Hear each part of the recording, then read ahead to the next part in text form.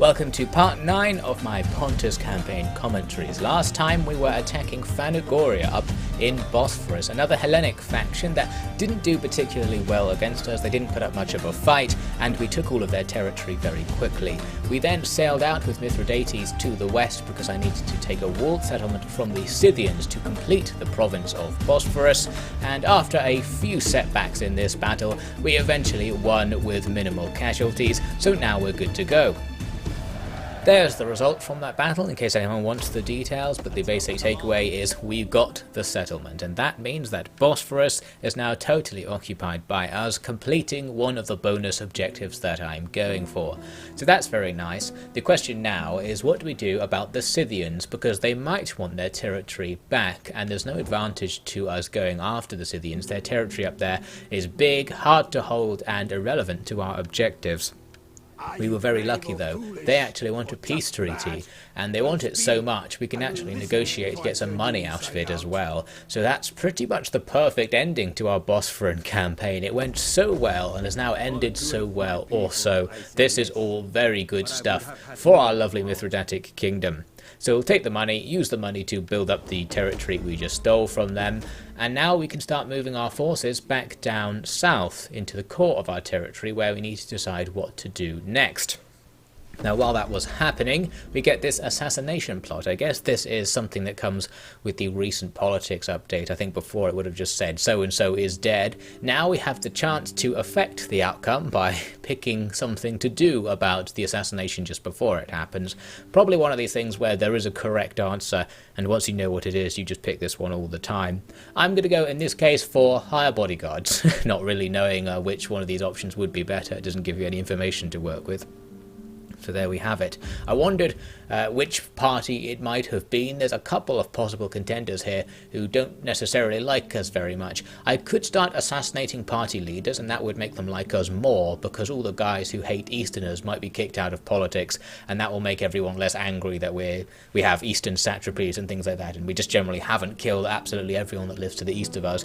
But I'm going to end up just ignoring that because it's cheaper and easier in terms of gameplay. So finally, Mithridates arrives by ship down here to the edge of our territory, and you can see I'm moving to the west immediately because during the journey I decided that we should probably go to the west and start attacking Thrace. We're supposed to be attacking Asia. We need to take one region in Asia and Sea Day over there to complete our other bonus objectives, but a war with the Ptolemaic Empire would be so annoying that I just didn't feel like doing it at this point. I still might, just to do something else and do something a bit different. We'll first attack Thrace. There's the result of the assassination plot. It seems the plot was foiled by the bodyguards killing the assassin, so that's better than what usually happens. It also gave someone's name with no context. It was this guy, so I wonder if it was saying that this guy organised the assassination. Not quite sure. Maybe he was the bodyguard, who knows. But even if he is the guy trying to kill us, we'll just leave him to it for now because it's better for us to ignore politics. If he does try to kill us again, I guess we'll hire more bodyguards and see what happens. For now, we're going to take a little look at our rivals in Thrace. This is the faction Thyni, who we're going to be fighting here. They have fairly generic units. There are special Thracian units with two-handed swords who are particularly powerful, so we'll watch out for them. Now, as for declaring war on them, I noted that Rome was also at war with them and thought maybe we can somehow get in with Rome here. I'm making these outrageous deals where I'll give them loads of money just for a chance to get into this war and trade, because if we could trade with Rome, that would just be the best thing ever for us at the moment. But nothing came of it in the end, so we're going to go ahead and just attack them with Mithridates. Not even going to wait for the other armies to catch up. I reckon we'll be fine with just the one for now. Although that said, I am going to move our fleet with Mithridates to Revenge of Mithridates over to help with this little siege here. We'll just put a blockade going. And once I set that up, I ended up just leaving that because I thought we could probably get an easier auto-resolve by bringing this army over. One of our reserve armies wasn't that far away, so we'll just wait for now, see if the enemy reacts. The other thing we need to do is come and attack these grey guys down here, Commagene, or Commagene it might be pronounced. And the reason for that is that they have a region in Syria, and one of our objectives is to hold regions in lots of provinces. So while taking that place will be annoying, it'll be annoying to hold. If we have it, it will progress our objectives overall. So I'm just going to do it for that reason. As time goes on, the Thyni come and attack Mithridates too, but strangely they just do it with a couple of garrison ships. I would have thought the army inside would have taken part in this battle in transports. And maybe that's what the AI thought would happen as well, given that they made this impossible attack. So that didn't go very well for them. We damaged their garrison fleet, and then the siege will continue. They didn't come over with their main force, which is kind of what I was expecting there. Because of that, our reserve force will catch up, and now the siege is just going to be over right away. A lot of the auto-resolve results there were the same, and I picked the wrong one, because while this minimises our casualties, doing aggressive stance puts the casualties on cavalry disproportionately, and they're the hardest ones to get back, so I probably should have picked one of the other ones there. But anyway, there we go, that's our first bit of territory taken. There's the Adrissen Kingdom up to the north. We'll be ignoring them for now, we just want to not be at war with them. Instead, we'll be pushing to the west. We need to try and fight with their main force, and whatever happens, try and take their main settlement, their capital over there.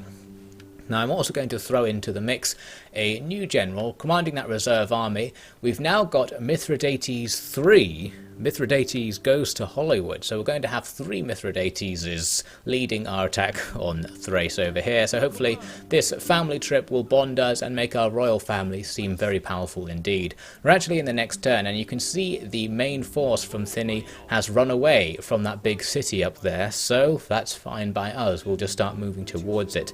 I think what's going on is they're having lots of trouble over here to their west. Seems the Athenians are up to something, and since they're at war with Rome, maybe something's going on in the fog of war as well. So hopefully we can just come and exploit this, just suddenly take all their territory while they're weak. That would be the best thing we can do. Now as for Commagene, I'm going to set up an ambush on their border. Attacking them just straight up with only a single army here would be difficult because they'll get their garrison as well. So I'm going to put an ambush on the road, hope that if they attack us they'll want to go east rather than north, and then start a war with them. Hopefully this will allow us to fight their main force on our own terms and then take out their garrison later. Since they were at war with the Seleucids, I'm once again trying to get in with one of these big empires by saying I'll help you out with this, but they're just not interested in having our help, so nothing at all came of that in the end. We just get the war started normally, but things did not go to plan, as you can see. They just ran right past Ariobarzanes there and came to attack the nearby settlement. Normally when they see your ambushes they just go and attack the ambushing force anyway, but I guess they didn't think they had a chance and instead want to take this nice easy battle, and they really are screwing us over, so kudos to the AI. I didn't even think this would happen. We're going to fight this battle anyway just to see if we can take down a few full units to damage them for when Ariobarzanes turns round to try and avenge himself. Their smaller army with just the 3 units attacked on its own first, so that's going to make life easy for us as we get started. Their cavalry units, their heavy cav and their best units here, completely wasted their advantage by just really slowly walking into this melee with our spearmen.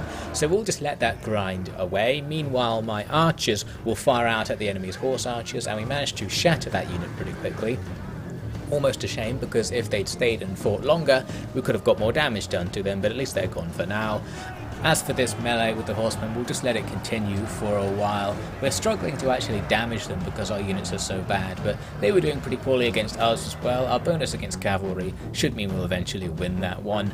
And we just wait for their main force to arrive. That's going to take quite a long time, so we'll now cut to a while later. They're forming up for a big blobby attack on the other side of the town. They've got tons of spearmen, and a lot of their units are actually garrison units similar to mine, because they are a liberated faction spawn with a settlement's garrison as their first army. So we've got some very poor units coming onto the field, but we're facing them with poor units ourselves. Over here we've got a nice little fight where some of the enemy's mob units were attacking our militia, probably the only thing our militia can beat, so that's pretty good for them. Should be able to win that little flank after a very long time at least. Now while that was happening, I've got 2 units of cav who I wanted to go and take out the enemy's many archers, but we're encountering a lot of difficulty. These cavalry seem to be super slow. I don't know if I accidentally told them to walk into these attacks or something. Once they target onto a different unit here, they actually do start running. Maybe that's because they're in their charge animation now. Not totally sure what happened. But anyway, as you may be noting, as they were moving very slowly across the environment, they were being taken out by all the ranged fire. Since we're fighting 5 or 6 ranged units at the same time, all the ones you're not attacking are going to shoot into these melees and damage the cav. In Attila this would be deadly, we would already be gone by now, but in Rome 2 you get more leeway to tank arrows with cavalry. But still, we're not routing these units we're impacting fast enough to actually get around to hitting all the other units before they unload tons of ammunition on us, and soon you can see we're losing the fight. Even actually just fighting these guys in melee is proving to be difficult because these cavalry are actually really bad upon closer inspection. We need to rout these guys quickly and then rush on to attack the other units. It doesn't work. One unit of cav's already gone down, and now all of those 3 units will start attacking our other unit of cavalry over here, which is also our leader. They're really struggling to kill these skirmishers. You can see on the tooltip here, enemy numbers are just not dropping. Our forces are so weak in melee. I actually compared it later on. These guys are equivalent to our garrison militia units who aren't really meant to fight at all. They're just a cavalry version of them. So that's why they couldn't really kill these archer units, because some archer units do have reasonable melee stats. Once we finally did get rid of them, I tried to get out of there because we'd already taken so much damage, but we couldn't escape. The enemy's final volleys of arrows actually shattered that unit of cav, and that was the end of that. That's the end of our hopes of doing any big rear attacks against these blobs to break them up and do damage. So now the battle will come down to a frontline grind where the enemy have vastly superior numbers and in many cases superior troops, since they do have some Sparabara in there as well who outclass our militia. Eventually I just quit the battle because I realised we weren't going to do significant damage to the enemy, and it doesn't matter about losses because when you lose a settlement battle you lose everything anyway, so we can just save time by skipping right to the result. We did actually defeat 1 full unit of townsfolk, so that's the only permanent damage we've done, but at least the enemy's other units will be damaged for the next battle. Because they didn't take the settlement, that means they don't get replenishment during that in-turn sequence. They'll still be damaged. We get a mission to kill them here, so I guess we might as well do that. And most importantly, the smaller army went into fort stance, so I'm going to attack that fort immediately with Ariobarzanes, because that gives us an opportunity to effectively ambush the main force, because now it will have to come on as reinforcements. We'll be allowed to deploy anywhere on the battlefield because it's a fort battle, so we can just deploy right in front of them and fight them out of formation to give ourselves a bit of an advantage.